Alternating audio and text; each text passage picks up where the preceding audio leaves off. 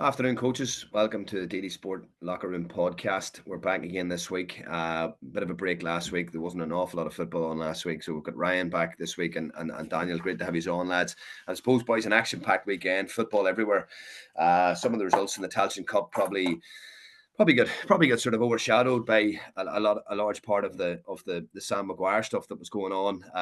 No better place to start, obviously, than Markovich Park in Sligo, where Armagh dug out a fantastic draw when it looked as if the game was going to slide away from them. And I suppose, lads, Ryan, I start with yourself. Like it probably, I have my doubts about this system. Okay, I'm not a big fan of the four teams in the group and three going through. But I suppose a colleague of mine made a good point that it does create a situation where there's no dead rubbers. And if you actually look at the way the Armagh players celebrated that draw, it's obviously of huge significance that they're now going into a 2-week break, rest the bodies, get a little bit of work done as well. And it's massive, Ryan, from the significance point of view. Like, that was a huge point for Armagh, like huge. It was, Stephen, and probably the one thing about Armagh, sometimes we feel they lack consistency. Now, I'm not saying that they were flying yesterday, but they got the result, and they backed that up against the Derry performance 2 weeks ago. So massive relief. And we know, obviously, there's a week break, which every team that was playing yesterday wanted that week break. And all the thing about it is now they're going to avoid, obviously, Dublin and avoid Kerry. Kerry, They weren't going to meet Donegal anyway because they'd met them in the Ulster. So I was delighted for them Armagh boys, because we've talked about how many near misses they've been. And you could see Rian O'Neill even hugging, I'm not too sure who it was at the end of the game, but the relief was massive. Now, they didn't play well, but they found a way to win. And I have no doubt that'll give them massive confidence. They can go away now, they can get their heads down, and they've got every chance now in the All-Ireland quarter-final. So fair play to them. Galway, on the other hand, I feel Galway probably were the better team. But they didn't put Armagh away. And look, we can talk about the tactics and what maybe the Galway goalkeeper decided to do going short. But I think Galway will be disappointed that they didn't see that game out. Yeah, Gleeson, like I've said before, like Conor Gleeson's a decent keeper, Ledge, like, but I just feel that it's still a little bit of an Achilles heel for Galway. Goalkeeping is such a pivotal, huge, important role now, and obviously, Blaine Hughes has had a brilliant season with Armagh as well. Like, but from Galway's perspective, like the game swung on that kick out, that one kick out, the game swung on that one kick out. Like, and sometimes, I know it's easy when we're sitting here, and I always say it's easy when you're behind the wire, and you can sit and watch it when you're in the heat of the battle. Like, but just sometimes I feel that those short kickouts, like especially when a team presses up on you, they carry a huge risk. But if you get turned over when a team has put such a high press on Edge from a kick out perspective, like, you're so vulnerable to a goal, so vulnerable, like, aren't you? It's the one time in the game, or sorry, if there's 30 kickouts, it's the 30 times in the game where you'll get total non-set defense. Where defenders are actually actively moving away from the middle channel an awful lot to try and pick up breaks or to try and free themselves up for a short kick out. It is your best opportunity to score still, and I know there's a bit of a debate of how high you press and do you bring keepers into it and all the rest of it. But look, there's two sides to this. I think you saw the two sides of Armagh. I mean, firstly, I thought they were poor, and again, I've said this a million times. They struggle with any kind of a team that does not give them transition opportunities. And what Galway dropped off kickouts, Galway played very controlled football, I thought, for most of the game, and were the better team. I think the turning point for Galway would have been Cian Darcy was the kick-out target for most of the game. He went off injured, I think 45 minutes, something like that. And all of a sudden, Gleeson didn't have a target, and that coincided with Armagh squeezing a little bit higher. Now, I will caveat that by saying it's a really good result for Armagh. That's probably the type of game they would have lost, in years gone by. But let's call a spade a spade. A 1-1 swing in that game was huge, because it wasn't a high-scoring, free-flowing game. You know what I mean? So look, Armagh will be delighted, and you know what? They probably deserve to be on the right side of one of those results, I think. Yeah. But I think Galway, when a team really presses Galway hard, they just have to go long. I think they're better going long. I think they're better working off breaks around the middle. Like, they still have Tierney, Conroy, and Darcy obviously went before he went off. They still have a lot of big targets. I don't think Gleeson looks comfortable going short more than anything. Like, I say that, but then I look at Blaine Hughes. Blaine is perfectly comfortable one step and picking out runners. Totally different goalkeeper. You know what I mean? So you have to, again, this is coaching. You play to your goalkeeper strengths, and I think Leeson should have, worst case scenario, get it out there. We've got 13 behind the ball if we lose it, and we set up there defensively. Like Armagh weren't getting that. Armagh weren't going to create goal chances. That was ultimately it, and that was the losing of it for them. But as I said, they probably deserved a little bit of luck. I think, I think they do. But the first, again, Armagh's problem, the first 10, 15 minutes, the amount of wides, the lack of efficiency. If they get a fucking foot in the throat on a team like that, to get to that level, to beat the Dublins, to beat the Kerrys, I think they have to up that efficiency significantly. Yeah, and a standout aspect of Armagh's game that has improved massively for me is their game management towards the end of games. You can see very clearly that they obviously have the hand up call that Dublin would have used, which is obviously right, relax, slow, methodical build up, put a bit of structure into keep possession, run the clock down. Every team's coached to do this now, but they done it particularly well yesterday. They done it against Down as well, in the semi-final when they got over the line by a point. There seems to be an aspect to their game, and obviously that comes through a lot of really, really good coaching and consistent coaching as well, Ryan. And you can see that. And I thought the score at the end that Soupy got, I thought it was really, really well worked, and straight from the training ground, as you can see. Yeah, definitely, Stephen. And obviously, what I would say is these boys are trusting the process. As you said, I've no doubt they've worked on that in training, because they've come up short in a few games where maybe they weren't very good at seeing a game out. But when they got that goal, you could just see the oxygen then, channeling throughout the Armagh team.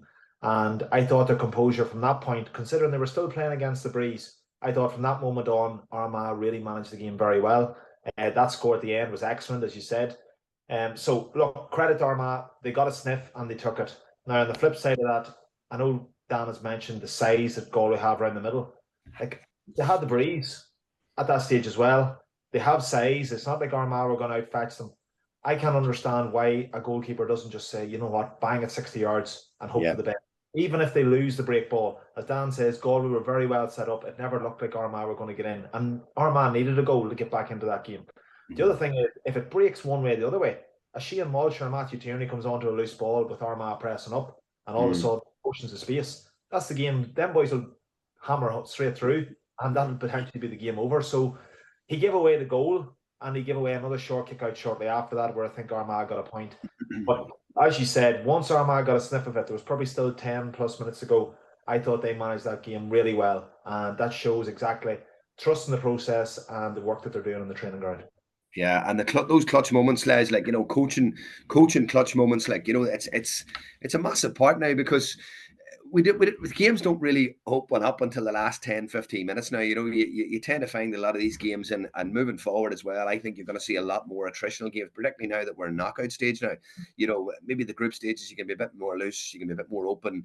Teams are maybe having a go, or teams are maybe, obviously, on the guys who said we only need to win one game type thing. We've talked about this before in the show, but coaching those clutch moments, lads, it's going to be so important coming into the next sort of block of games where these games are going to go down the stretch, and having that set call, having that go-to moment where you say, right, you know what, we've done this, we've rehearsed this, we know what's going to happen, set up our shape, get our height, get our depth, get our width, keep possession, but it's not easy to coach that too, lads. It's not easy to coach that.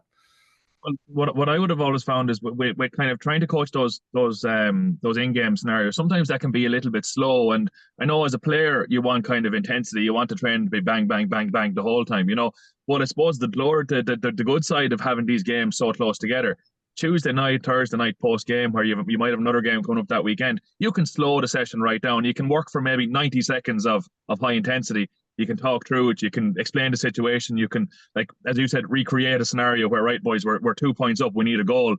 One team is keeping the ball up in their 45. How are we going to get it back? How are we going to foul, tag a man, go from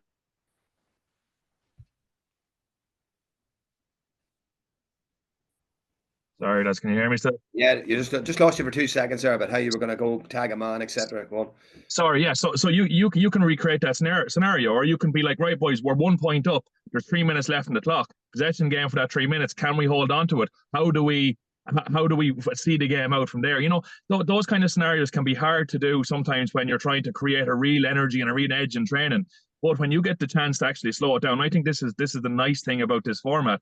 Your Tuesday, your Thursday can be totally focused on game-specific scenarios. And you know what? I actually thought I thought the first half from Galway, I thought we saw evidence of really good coaching from both sides from Galway and Armagh the weekend. I thought Galway's forward play in the first half was absolutely outstanding. I mean, at halftime, the analysts were kind of saying that Armagh didn't create any turnovers or big hits. Galway didn't let the ball go into an area where they could get turnovers and hits. Galway kept the ball so well outside the cordon. They kept height, they kept width. Armagh couldn't get into an environment where they could get intensity.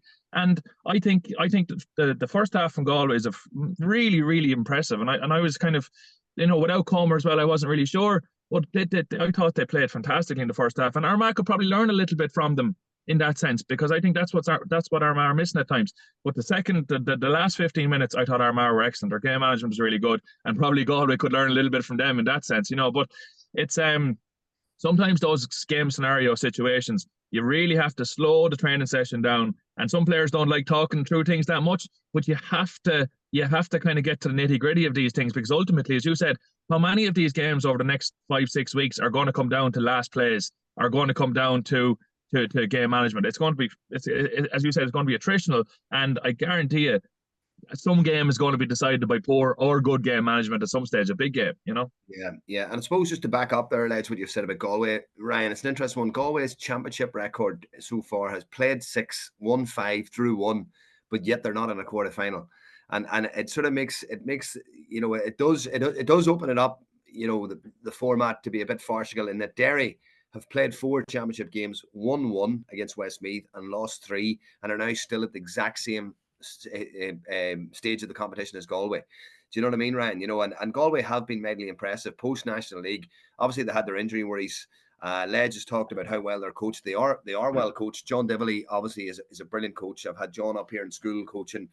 He done a coaching workshop for me here a couple of years ago, and I thought he was absolutely outstanding. Cian O'Neill's obviously in the background with the S&C point of view.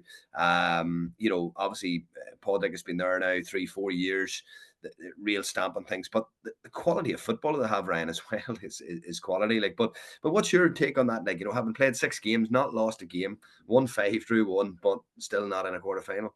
Yeah, look, it's very harsh. The only thing, and no disrespect to Monaghan, Galway be saying thankfully we got Monaghan. It was probably the easiest draw that we could have asked for, but definitely when you compare them to where Derry's at, and they're both in the same position, you'd be saying, okay, this championship isn't a level playing field. But look, Galway, as much as they will be disappointed, they've had a really good year so far, Stephen. They probably are disappointed they didn't see that game out yesterday.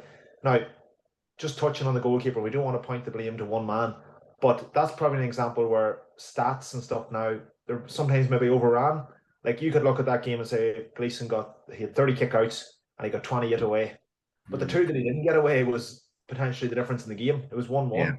Now, I know probably there was more than that I'm sure he didn't get away, but I just feel sometimes we're too obsessed with stats. You have goalkeeping coaches, and all they're focusing on is their own goalkeeper and how many kickouts they can get away, how many safe possessions we can get. If he just would have dribbed that ball, and okay, his stats might have dropped, but I'm telling you now, drive the ball along, fight for the break. If we don't win it, Galway would have won that match. In saying that, moving forward, Galway will have Killian McDeed to play next weekend against Monaghan. He's only coming back. Sean Kelly, I felt, looked a bit rusty, had missed a bit of football. So they're going to be playing 3 games in a row if they beat Monaghan, which isn't ideal. But the other side of it is, because they've had so many injuries, they're giving these boys another opportunity to get playing competitive football, and that's probably better than any training sessions. Yeah, it is. And I think, though, that the 2-week break is huge. Like, when you mentioned that, Ryan, when you actually think about that, like, Galway had a huge game against Armagh. It's going to be another battle against Monaghan. Then they're going to be out in the quarter final against, any one of the 3. Obviously, they can't get Armagh again, so it'll be Dublin. I think it'll be Dublin, Kerry and Donegal are the teams that are seeded. So that's another battle then, Ledge, and probably 3 weeks in a row will take its toll. It'll be interesting to see, Ledge, how teams will come in. Will the teams that are getting that 2-week break, will they have that freshness? Will they have that real, because I thought there was an element of rustiness among a lot of performances of the weekend. I thought Dublin were very ring rusty as well, maybe not having played for a few weeks, and maybe sometimes, Ledge, having that momentum, if you can stay injury free, it can be a big advantage too. Yeah, I actually agree with you. I think there was a lot of just lacking that little bit of slickness, I think, with a couple of teams. Mayo were good, obviously. We'll talk about them later, but still, I think there's a little bit of that edge missing from our top boys. And I'd say Dublin are tapering in nicely enough for a quarterfinal, semi-final, final, so they can manage their time. But you know what I think it is, Stevie? More so than physically. I think physically teams can get themselves right. As you say, look, barring injuries, I think players can manage that. It's the emotional energy is the big one for me. It's like for players to take on board information during the week, because like you can be guaranteed the analysis that will be happening between different teams, and you're trying to cram it all into a short period of time, because like teams are only finding out this morning who they're playing, so to cram the analysis in, I'd say they're guaranteed to be meeting tonight with some sort of recovery video session, something like that, kind of reflecting on the weekend. They'll be on the field tomorrow night, and you can, again, this time of year, you can be sure they'll probably be doing something Wednesday, looking forward to the weekend, and then you might have an overnight stay possibly before the game and all that kind of stuff. So it's more so, do you know what it is? It's the emotional side of that, and obviously players amateur they might have wives, whatever, girlfriends, kids, all that extra stuff, work going on to try and fit that all into 1 week while still maintaining total focus in the weekend. That would be the biggest challenge for me, I think, anyway, because physically, definitely, these lads all know how to get themselves right week on week. But it's the emotional drain, and you can imagine, like, look at the Galway Armagh dressing rooms, like, all are definitely disappointed with the draw, to get themselves back down from that low, to kind of try and build themselves up for the week again and kind of really focus in on the weekend's game. That emotional drain, I think, is nearly more taxing than the physical drain sometimes. And Ryan, interesting, like, it's interesting from Ledge there, like, and obviously the teams that have the 2 week break, you've seen the way Armagh celebrated, but you also seen the way Dublin celebrated as well, which was interesting. Dublin showed a level of emotion, coming out of the Hyde with the draw. It maybe felt like a home game for Mayo, because they've played in the Hyde that often, and they're well used to it. And obviously their supporters wouldn't have had that far to travel either, and they're a massively well supported county. So there was probably an element of relief from Dublin's perspective, because Ledge talked about it, Ryan, like Dublin have always had that opportunity, knowing that they were going to canter through Leinster before the format had changed, knowing that they could prime and peak for a certain time of the year, and that's a massive advantage, Ryan, when you can actually taper and tailor your whole training and your whole coaching around the fact that you're going to be in the latter stages, isn't it? Like, definitely, Stephen. Now, the one thing about Dublin is they probably haven't been tested since the league final, which was when the end of March. So Mayo were coming in a wee bit under the radar. Nobody was giving them a chance. And as you said, Dublin got the job done, but still probably rusty. And of course, like, their individuals, their players, their competitors, they're probably saying to themselves, we still weren't at our best, and one of our biggest rivals still couldn't get a job, still couldn't beat us. So Costello, the celebrations that he was jumping around after that last score, that's a sign of winners. And I have no doubt yesterday was the best time to catch Dublin, and they still couldn't, got them out of Croke Park. As I said, it's been maybe the end of March since the last time they got really tested against Derry in the league final, and they still got the job done. So that'll give Dublin massive belief that once they get back to the training now, they've got 2 weeks, up the ante, gone into a quarter final, they're just going to go one way. While the likes of Mayo, as Dan talks about, that game, like, it was there for them. They'll be kicking themselves for a day or two, but they haven't got that time. They haven't got time to breathe, because Derry's waiting on them in potentially 5-6 days' time. So that's where it's probably, you go back to work and you're trying to switch off, but you can't. And I think that's a massive advantage of having the 2 week break, which Dublin, Donegal and Armagh obviously have now. And just on that, Ledge, Ryan talked about the fact that the games are at Croke Park. The provincial venues, I think, have added a real bit of excitement to the games. Like, I think the fact that even Armagh and Galway, it looked like a packed house in Margamich. You looked at Derry and Newry on Saturday night. There was a big crowd in Newry on Saturday night for the doubleheader, with Down Wicklow, Tailteann, Derry, Westmeath. It just gives, like, it's just better than a soulless, empty Croke Park, isn't it? Like, it's You feel much more. Geez, I was excited looking at those 2 games yesterday. I was really buzzing to get ready for it, but I don't know if I would have been if it was Dublin Mayo. Even 40,000 in Croke Park still kind of feels soulless. And there's no doubt about it, right? Mayo got a couple of calls yesterday that maybe they wouldn't get in Croke Park, because you said that there was probably 50-50 split, but there was a significant Mayo crowd. And there was definitely 1 or 2 calls that went Mayo's direction. But as I said, they've had lots of years playing in Croke Park. But I actually saw a good tweet yesterday. It's actually faster to get from Swords to the Hyde than it is from Belmullet to the Hyde. So there's an equity there somewhere.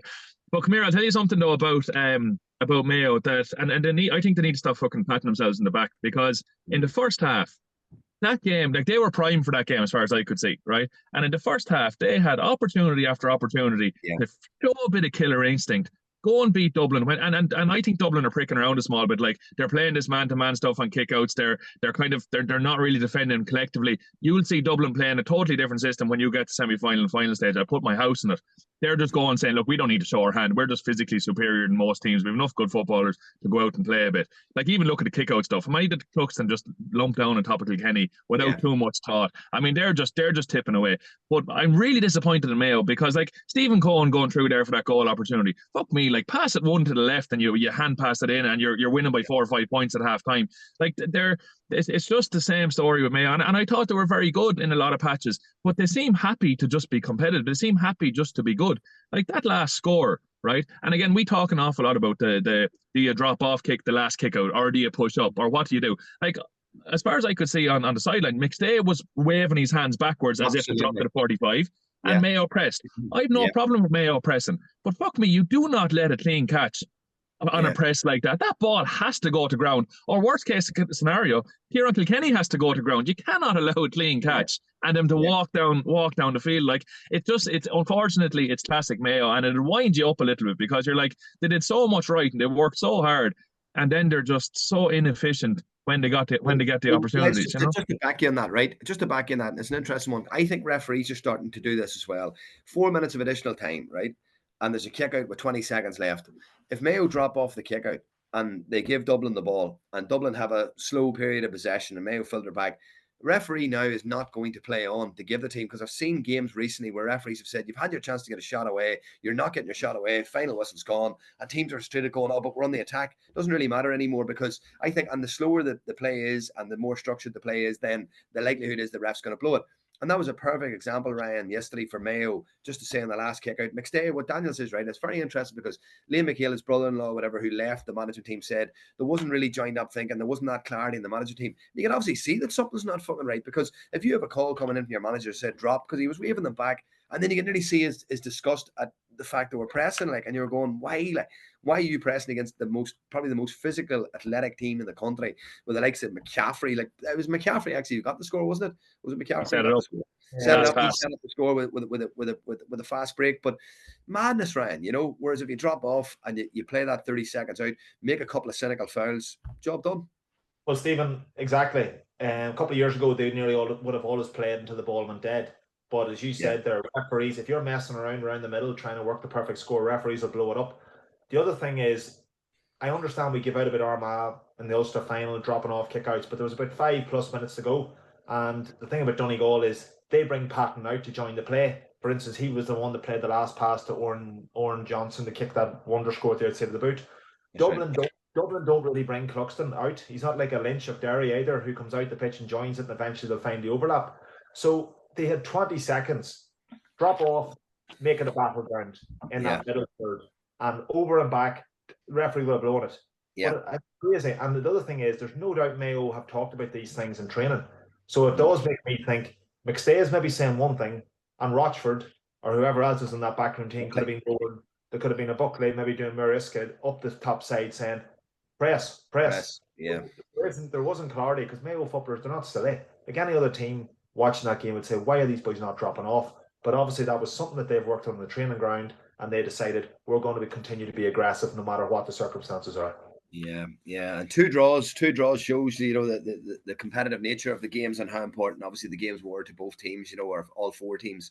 But look, as it turns out, lads, it means that this weekend you've got Louth Cork, Tyrone Roscommon, Mayo Derry, Galway Monaghan. I suppose the standard game on paper is Mayo and Derry. Madness against structure, I suppose.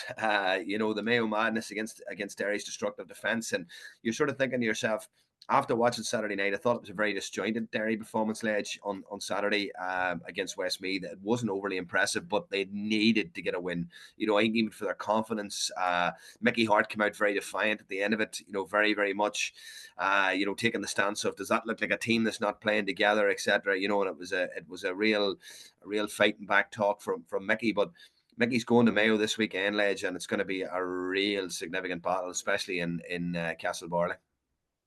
Yeah, I actually, to be honest with you, I think this is the worst draw Mayo could possibly get, because I think Mayo will really struggle. As you say, structure against madness. Mayo always struggle against any kind of structure. Like, I think Derry will play this game probably at a walking pace, to be honest with you. I think defensively, Mayo would thrive off that 50-50, the man-to-man stuff. You hear Lee Keegan talking about it a little bit afterwards. I personally don't particularly like it, but that man-to-man 50-50 duel, all that kind of stuff, Derry will eat you alive. Even a Derry who are half going at the moment, which I agree, I think they were very poor the weekend as well, like I'm not going to lie. Now Westmeath are awkward to play against, but I think this is a really tricky one for Mayo. I'm not saying Derry are going to go cakewalk it, but that structure is what Mayo struggle against. And like Dublin, I thought again played with a little bit of looseness yesterday, which suited Mayo. Like you play, if that Dublin Mayo game is a semi-final or a final, Dublin play control, they play counter-attack football, they drop numbers back, they eat Mayo alive. I think it's a really tough game. And again, psychologically, you could see McStay was disappointed at the weekend, obviously, or yesterday, to lose that game or to draw it and not to get through. So they obviously invested a huge emotional energy into it. I think it's a really tricky game. Derry, again, like they got over the weekend without this big emotional high. I think this is a dirty game for Mayo, and I just have a sneaky suspicion that Derry are going to play this at a really controlled tempo, and I think Mayo will struggle with it. Yeah, Ryan, I suppose, like, Mayo obviously at home are a serious animal. Like when they get going and the crowd's up, and there'll be a massive Mayo following in Castlebar. Like home advantage is huge, Ryan, in these games. Absolutely huge.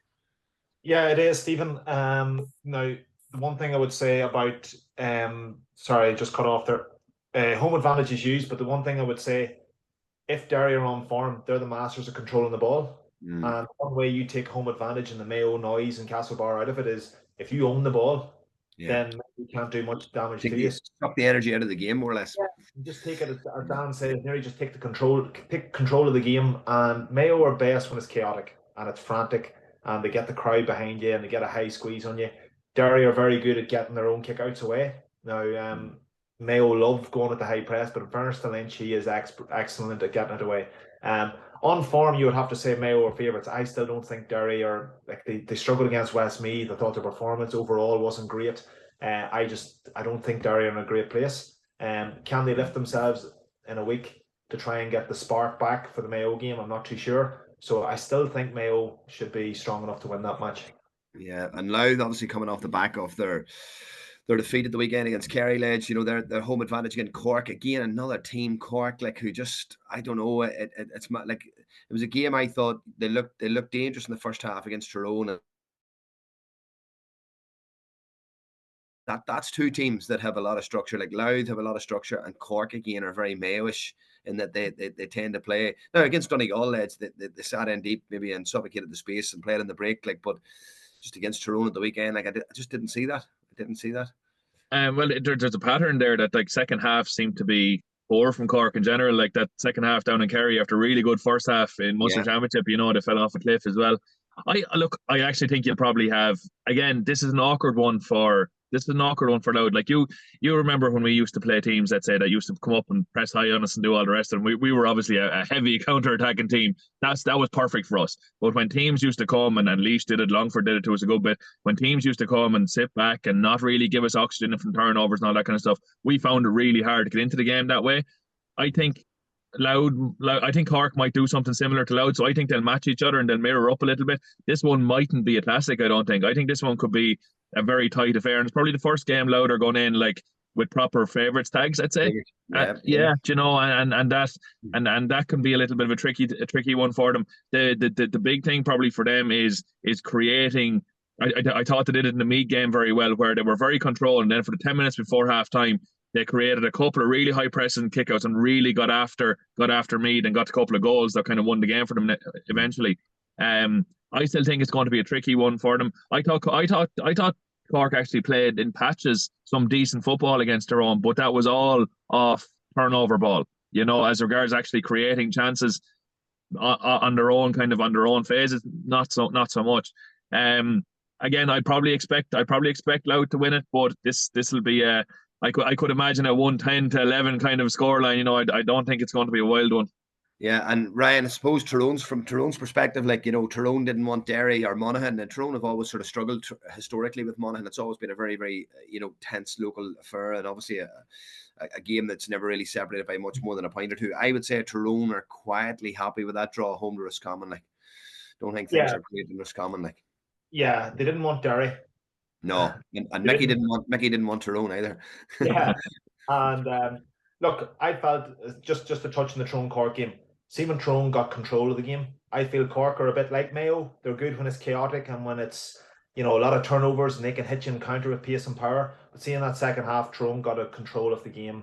There was less errors in their attack and play. They were more measured, and then I felt Cork looked mediocre.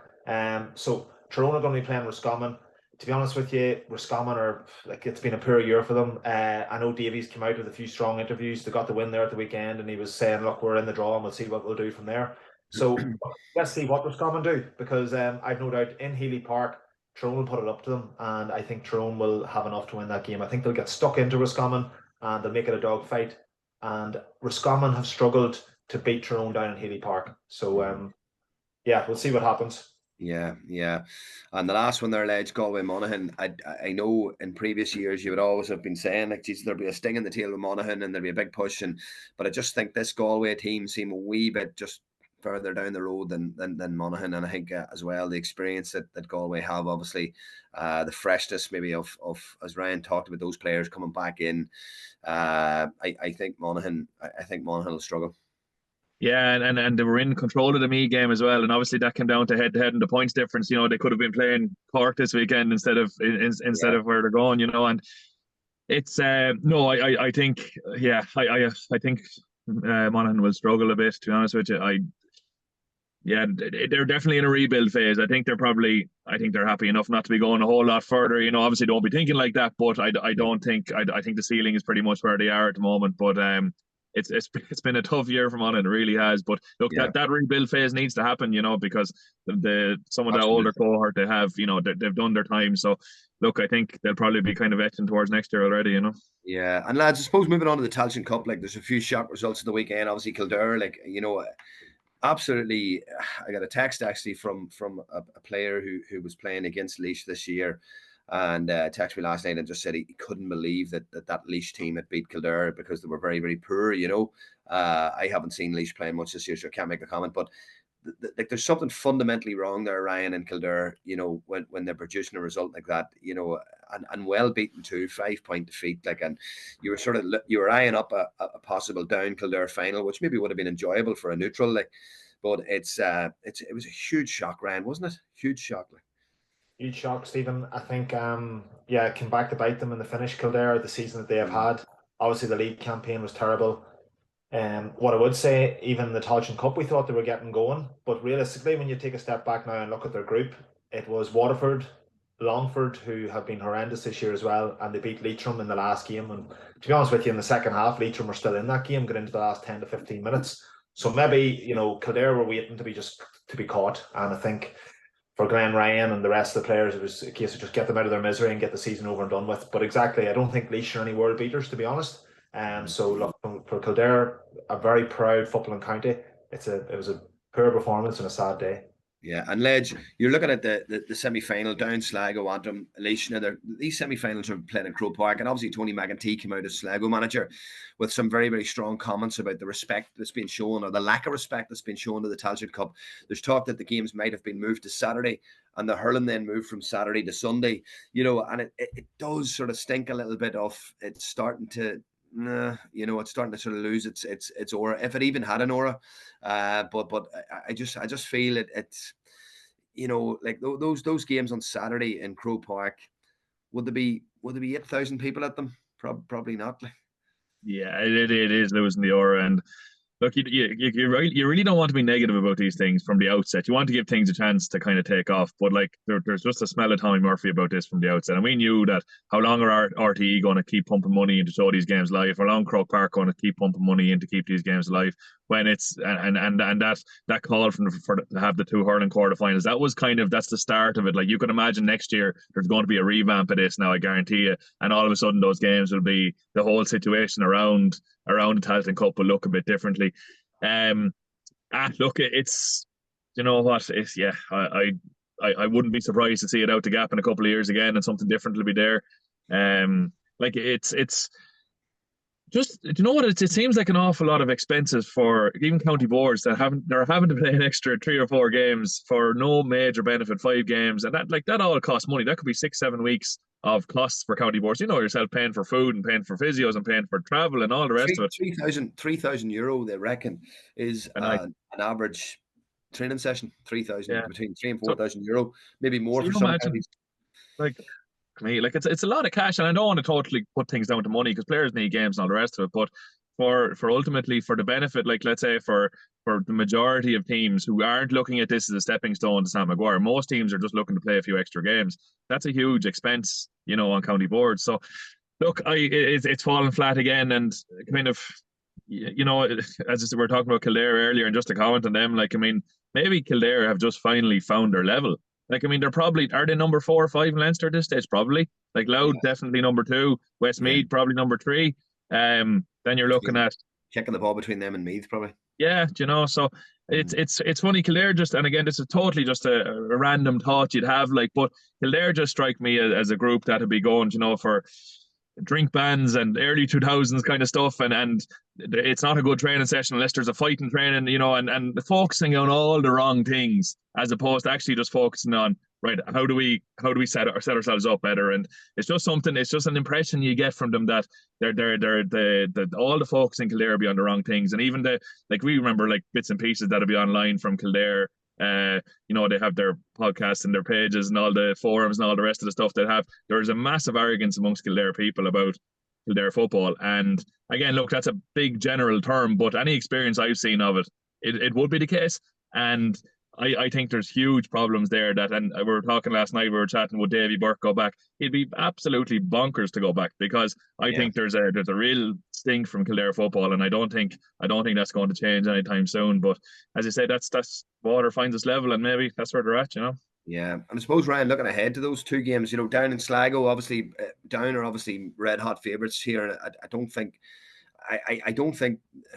I can't see any other winner of the Tailteann Cup. I thought this actually even from the get-go, because I think that obviously with the addition of Mina this year, Ryan, they've taken their coaching, they've developed their coaching on a little bit.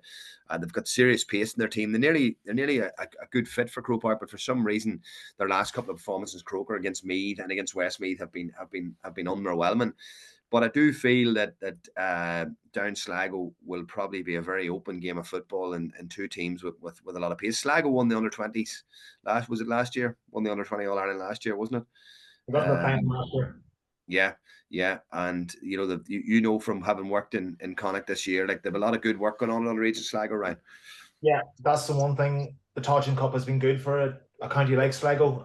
Let's face it, a couple of years ago, Sligo were Division 4, and nobody was talking about them. We were probably saying, that the soccer was a big thing within Sligo. They have definitely improved. They were very competitive in Division 3, and they've carried that through now to the Tailteann Cup. And look, I think that was the trickiest draw for Down. I think Down would have obviously beat Laois. They'd already played Antrim, and if Fermanagh had got through, I'm not just saying this because I'm a Fermanagh man. Fermanagh had played Division 2. I think they would give Down a bit of a game as well. But what I'm saying is Sligo have full of confidence. You've seen the way they come out and wanted this game on Sunday. They'll bring a good following, but I still feel Down's know-how and their pace and their power, you would think, would be too much for them. But look, the other semi-final, Antrim v Laois, I was at the Fermanagh v Antrim game. Antrim were very poor in the first half, so poor. Now they went on and won the match, but they were hopeless in their play. They were just kicking long ball after long ball in on top of Rory McCann in the full forward line, and Fermanagh had about 3 sweepers around them. Fermanagh were winning 9-2 in the second half, and they completely collapsed, and really disappointing from a Fermanagh point of view. I don't think Antrim are that outstanding. Really and truly, Antrim struggled in Division 3. They needed the last game against Wicklow to make sure they stayed in that division. So I think if Down get their work done against Sligo, then it's for them. I think they'll have an easier game in the final. Yeah, and Ledge, like, it's a massive opportunity for Down to obviously play Sam Maguire football next year. Obviously they were very disappointed. I know from speaking to a few of the lads, they were wild disappointed. They never made it this year. I think there was a bit of a deflation maybe at the fact that they'd won division, or they'd got promoted from Division 3, and were a kick of the ball away from obviously an Ulster final as well, which would have guaranteed them a position. But I think Clare reaching the Munster final, I think it was, wasn't it? Clare reaching the Munster final obviously put a spanner in the works then, and then Louth reaching the Leinster final as well, obviously. So there was obviously those sort of variable. Like, it's a mad one, because you have like Westmeath, for example, who beat Down in was it the Division 3 final? So the beat down in the Division 3 final, and Westmeath, you know, could have perceivably missed out on the Sam Maguire. I think there was some permutation or whatever. They could have possibly missed out depending on what had happened. So it's a mad enough one. I think, yeah, that's what it was. Sorry, that's what it was. If Down had got to the Ulster final, they would then the things would have flipped and Down would have replaced Westmeath, which is mad, like, you know. So it is a massive opportunity ledge for Down to get to Sam next year, isn't it? Yeah, I think it's probably I think it's at a juncture where they kind of have to know at this stage, or you're looking at will that project continue, because you know they're not going to get much better opportunity. Like like Jesus Christ, like last year we thought was a really almost an own goal for them if they, you know, by not getting through, and you'd be very disappointed if they didn't this year. And I think there's actually a significant amount of pressure on Down to win this, because like Ulster and all the rest of it would have been fantastic, but if they're not able to win a secondary competition, you know, what's going on? Like, you know, what level are they at then in reality? You know, so I think this is massive for them. And we talk about the Tailteann maybe not being relevant for a lot of counties. It's been very good for Sligo, probably has been good for Antrim as well. But Down need to win the thing. They really and truly need to win it, because I think that'll take a level of pressure off them. And next year they can go into a league with a small bit more freedom, kind of barring anything wild happening, that they're guaranteed to be in Sam Maguire next year. And I'm sure they'll be absolutely competitive in that as well. Because in fairness, Westmeath have been quite impressive in staying competitive for the last couple of years, to be fair to them. But yeah, I think the pressure's on. And if they don't manage it, I think serious questions will be asked, because there's been massive resources pumped into that group, you know? Yeah, absolutely. Well, here, listen, lads, thanks for the input. Busy weekend. The last thing I'll say, I know we've mentioned this before, I'm nearly sure them two semi-finals are guaranteed. That was the agreement for the Tailteann Cup, that the semi-finals would be on RTE. So this Sunday, it's going to be RTE potentially 2 and 4. So then does that leave the Derry v Mayo game going to GA Go? I know we've had this discussion before, but like everyone's going to... I think it is. Yeah. So we don't like finishing on a negative, but I just feel like it's a joke really that Mayo Derry, everyone's going to want to see it, and potentially it's going to be on GA Go. It's not a joke for someone, right? I'll be glued to the Down Sligo game. I'll be at it. lads, listen, thanks a million. Next weekend it feels like the championship really kicks off. Knockout, no last chance saloon for a lot of teams. So listen, chat to you next week, lads. Thank you. Thanks, lads. See ya.